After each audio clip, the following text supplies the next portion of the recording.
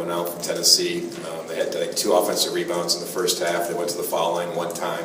So we knew in the second half they're really going to look to attack, and we knew the pressure was going to be increased in the press. And, you know, in a typical situation, obviously we wouldn't play zone as much as we did tonight, but in order to keep up with our athleticism and size, we felt we needed to go 40 minutes of zone for the most part. And our kids played extremely hard, and you know, we hit some shots in the first half that weren't falling in the second half, but the difference was in the first half we were getting stops. In the second half we weren't making shots, we weren't getting stops. They went down a huge run to start the second half, but you know, obviously they're 3rd-ranked team in the country for a reason. It's an outstanding basketball team, and one that we'll be seeing here in the Final Four, I'm sure.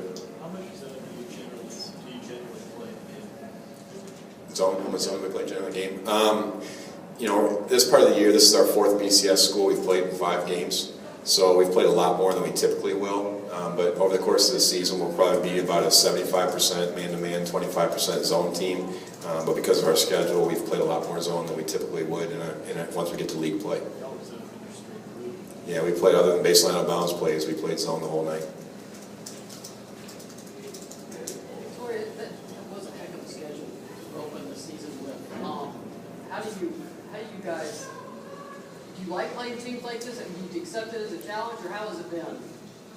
Yeah, we definitely do like playing teams like this. I mean, we're a Division I basketball program. I mean, we might be a little bit smaller than most BCS teams, but we love it. This is why you play the game. And so to be able to come down here to Tennessee and play a quality team and compete, it's definitely a great experience for all of us. And, you know, we enjoy it, and this helps us get better. This definitely helps us for conference play.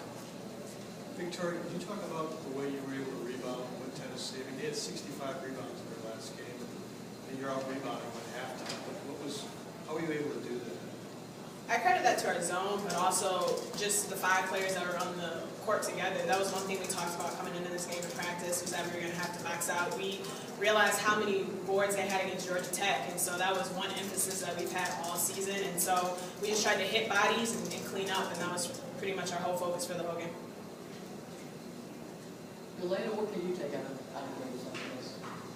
I would just say the experience of just knowing, you know, the other team is, like we said, a little bit stronger, a little bit bigger, and knowing what it's like to be at that level. You know, you got to take away from that and grow and remember the things like boxing out or those little things that end up going a long way. So you're the players, and it's a 1-point game with a couple minutes left in the first half against Tennessee's Kyle. What's going through your mind at that point? Are you starting to think, could this be, could this happen, could this be, or what's just going through your mind?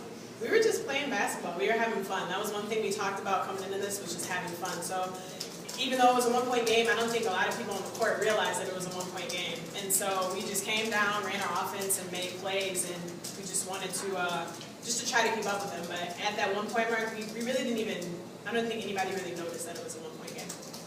Coach, how did this game come about? How did you guys agree to come down here? Well, the schedule, when I got the job in July, the schedule was already done.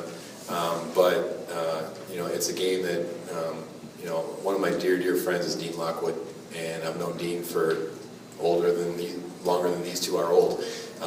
Dean and I have been friends for a long time, and I don't know exactly the story behind how the game came about, but you know, it was one that we definitely wanted to come down and play, and it was one we were excited about because obviously the history, and to be down on the weekend when Pat had her statue, and for our team to be able to see that. We went to the Women's Basketball Hall of Fame yesterday. I mean, what an incredible experience for our young ladies to be at the University of Tennessee on the weekend that Pat was so deservedly honored for all of her contributions to the game and to the university. That's something that these players are going to remember for a lifetime. And so how the game came about, I don't know, but I'm thankful it did, because I guarantee you this is things that they're going to remember for the rest of their life. Elena, you're nodding over there. Was it something as much as your coach said? Was that nice? Oh yeah. I mean, pretty much said it all. It's being here was amazing experience, and I think it really helped our team really see what it's like and believe in ourselves again. All right, Coach, ladies, thank you very much. Thank you.